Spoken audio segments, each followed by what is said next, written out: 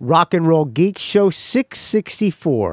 Still rocking after all these years. This is the story of my rock and roll butler. This is it, the show that started it all. Often imitated, but never equal. From San Francisco, USA, online since 2004. It's the one and only Rock and Roll Geek Show. With the original Rock and Roll Geek, Michael Butler.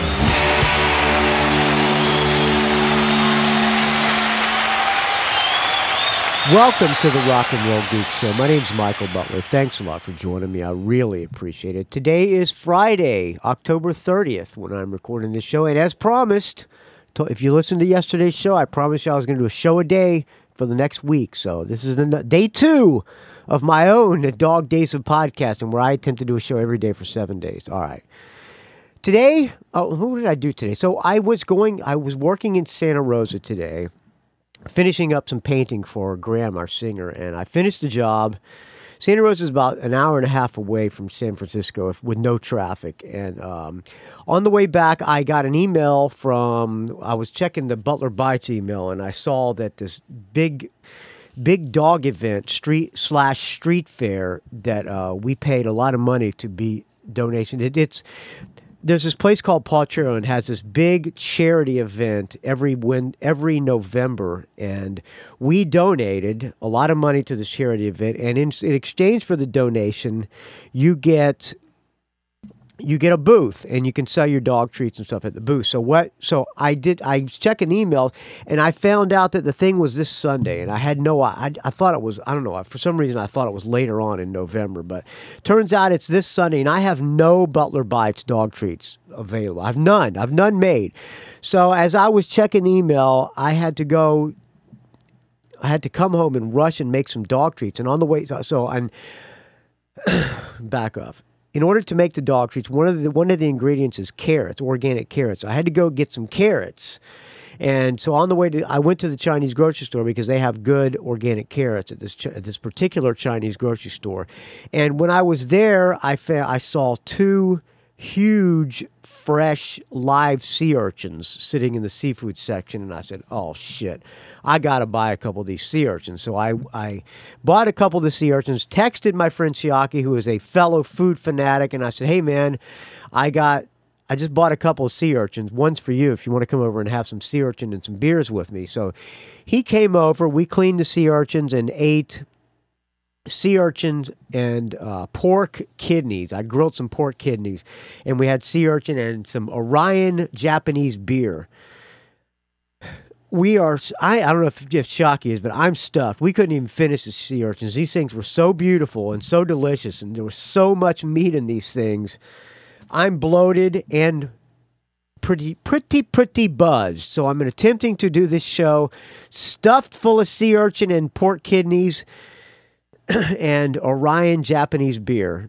We ran out of Orion Japanese beer. Shocky can put away the beer, man. It was sort of like tall 22 ounces, and we finished those pretty quick. We did a couple of those, and then we went into the Tecates, and I'm at the end of my Tecate, feeling pretty buzzed, so let's get this out of the way.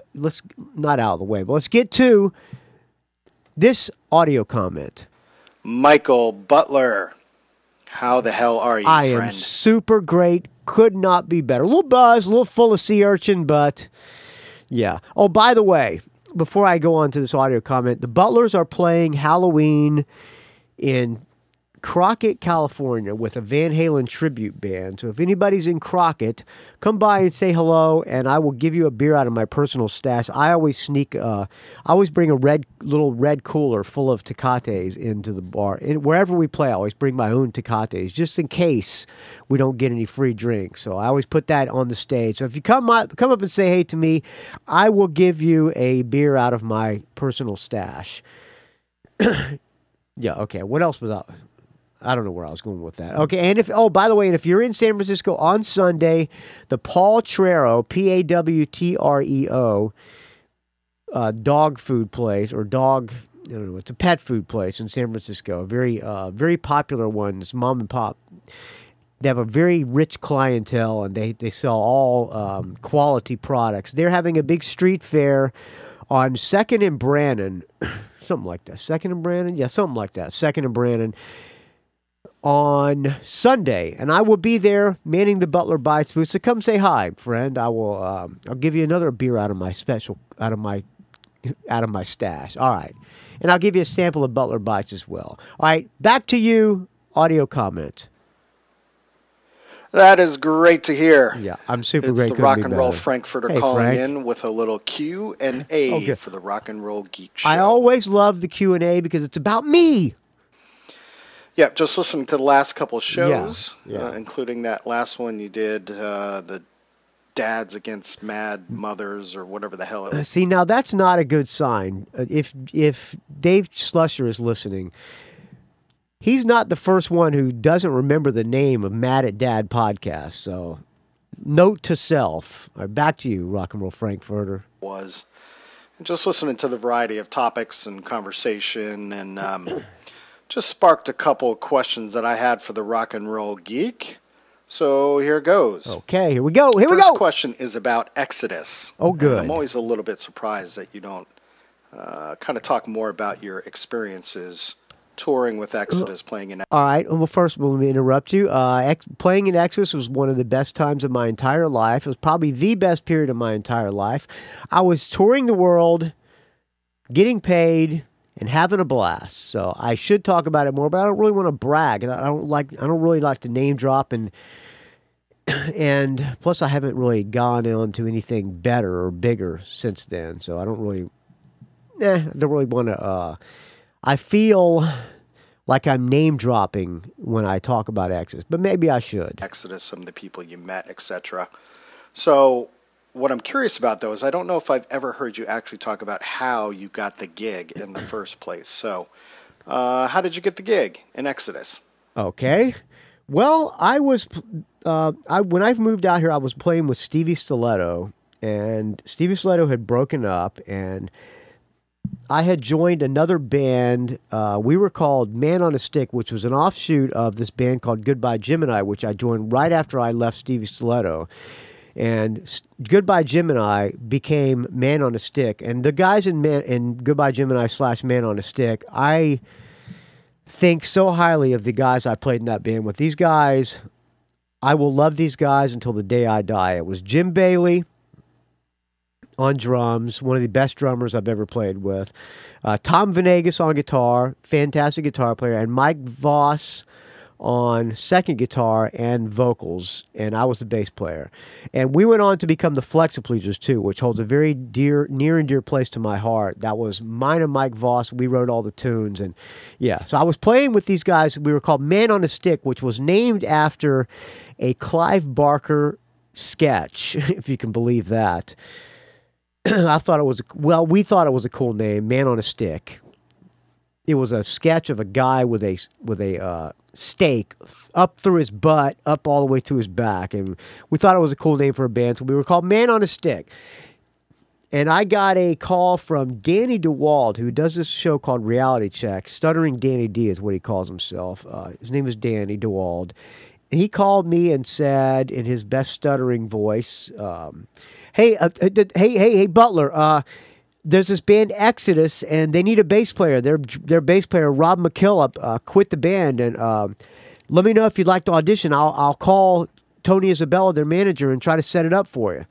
So I called him immediately and said, yeah, I would love to audition. I don't really know much about Exodus except that they're a metal band, and I'd be interested. So he called Tony Isabella, or either he called her or he gave me her number. He might have given me her number.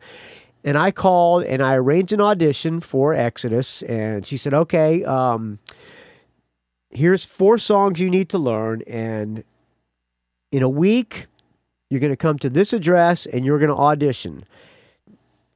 So I took those 4 songs, and I was just getting ready to go to Florida to visit my parents. And while I was there, I brought my bass because I knew I was going to have to learn these Exodus songs. I might have had to learn more than 4, but so I learned these 4 Exodus songs, went to the audition, nailed the audition. They loved me. Turned out that they were looking, I had a look that they were looking for. They wanted somebody who looked like Jason Newsted.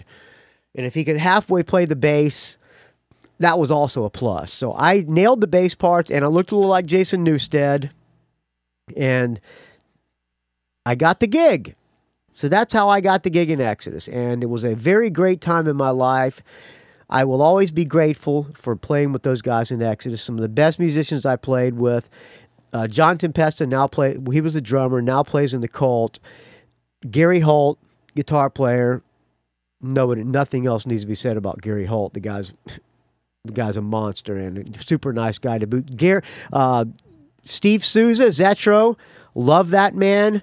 Singer, super nice guy, and I kind of call him a friend to this day. I love the guy, and he comes and plays with the Butlers occasionally. Rick Hunolt was the other guitar player. Nice guy, but I won't get into that. That's in my book that'll be coming out someday. And John Tempesta, one of the best drummers I've ever played with in my life. So there you go. That was how I got in Exodus, and it was a very good time in my life. Back to you, Rock and Roll Frankfurter. And second question, and this may actually tie into the answer from the first question, but yes. Should I play some background music when I'm doing these, when I'm answering? Maybe I'll find some Exodus while I'm in the background. Let's do that. Let's play Exodus while I'm answering the questions. I will play Exodus. All right, back to you, Frankfurter. Different places you have lived. Okay, back it up.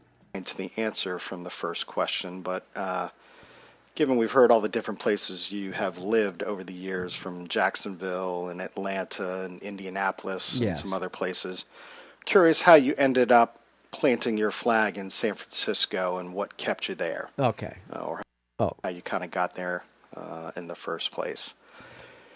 Okay. Here we go. Well, Rock and Roll Frankfurter. When I was in Stevie Stiletto, we used to travel all over the country. And we would decide to plant our roots in this. We'd travel around, we'd play some gigs, try to get gigs, and we would say, hey, we like it here. We think we'll stay here for a while. We did that in Atlanta, decided to stay in Atlanta for a while. Stayed in Atlanta for probably about a year, 6 or 8 months. Got tired of Atlanta, or maybe Atlanta got tired of us. And we decided to move to Washington, D.C.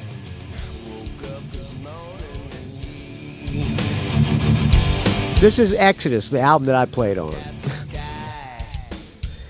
Moved to Washington, D.C., the hometown of our guitar player, Steve Gallagher, a.k.a. Stevie Stiletto. Stayed there for about a month. I didn't really like it too much. Rob, the drummer, and I decided to go to New York and get some gigs while the rest of the band stayed behind in Washington, D.C. So we lived in New York for a little while. Washington, D.C. We went to Indianapolis, planted our seeds there, met a manager, and decided to live in Indianapolis for a while. That's where Steve Gallagher, the guitar player, left us stranded. And we picked up Neil Smith. I'm trying to do the Reader's Digest version. This high school kid named Neil Smith, we got him, moved back to Atlanta for a little while. Met Rob, our drummer, decided to quit the band, and we got this other kid, 16-year-old kid named Dan Limerick, out of high school, and stayed in Atlanta for a little while, then moved back to Jacksonville.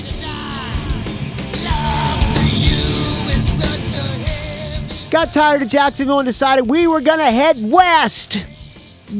Go west, young man. So we drove all the way to Monterey, California. Actually, first we drove to L.A. and played a couple of gigs in L.A. and then decided we're going to head up to Monterey, California, where our friend Joe Reineke and his band, the Mises, or the Mice, lived. They lived in Monterey, either Monterey or Carmel. I think it was Monterey. That didn't really suit us, so we said, we're leaving and we're going up to San Francisco, where MDC and the dead Kennedys live. So we came up here. San Francisco fell in love with Stevie Stiletto, and we fell in love with San Francisco. And that is where I met my wife, got her pregnant, and here I am to this day. All right. Does that answer your question, Frank? Okay. All right. Back to you, Rock and Roll Frankfurter. Third question. just hearing all the unemployment woes coming out of the layoffs at Mevio, etc., having to go back to painting, but also listening to you talk about your love of cooking. Yes, love to cook. I'm curious if you've thought about professionally becoming a cook or a chef at a restaurant. Is that the question? Okay. Let me show something else here. Well, rock and roll Frankfurter, I have thought about getting a job as a cook. As a matter of fact, when I lived in Atlanta, I went to chef school, believe it or not.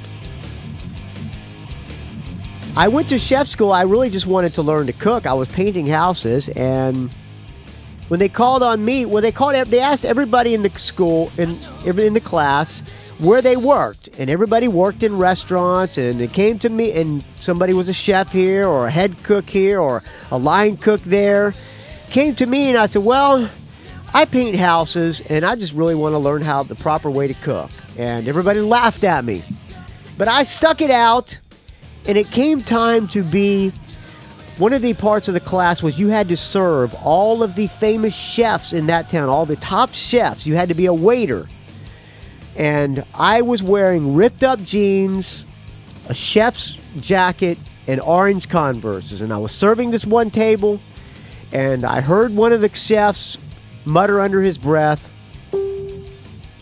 "Orange tennis shoes." He said that to his wife. And I heard this motherfucker say it. And I said, from that point, I said, I said to myself, you son of a bitch. You are an asshole. If this is the kind of people who work in this industry, I don't want any part of it. So that is why I am not a cook for a living. Not to mention cooks work super long hours and don't get paid hardly anything.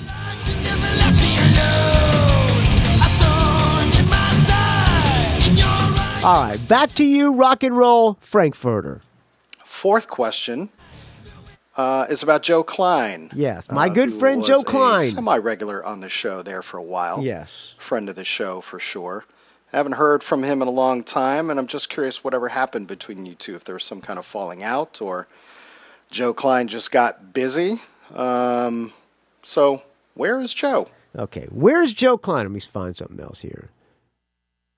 Cover of a Rolling Stones song.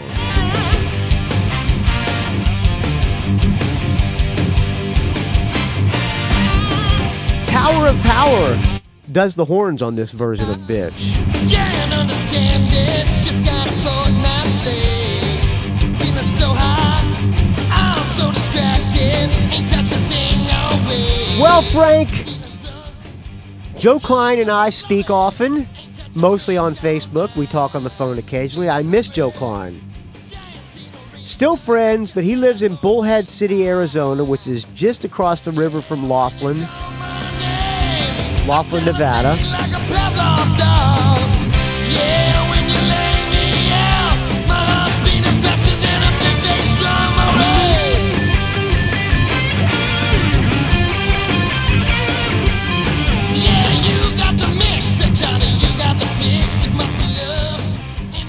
Yes, Joe lives in Bullhead City, Arizona, and I live in San Francisco. I'm constantly asking him to come visit San Francisco because I miss Joe Klein. I want to go to Laughlin and visit Joe. I haven't had time, but I'm going to get out there soon, and hopefully Joe Klein is going to put me up because I love that man. I love. If Joe Klein happens to be listening, or if anybody is listening to this and is friends with Joe Klein, you can tell him I said this on my show. I love that man, Joe Klein. I am a loyal friend to him, and I will always be a loyal friend to him. Whether he is to me or not, I love Joe Klein. I celebrate like a Pavlov dog. Yeah, when you lay me out, my heart's beating faster than a big bass drum. All right, back to you, Frank. That's it for now. Okay. Stay frosty. All right, stay frosty. You too can leave me an audio comment or questions for Butler. Area code 706-621-ROCK. I'll talk to you tomorrow, friends.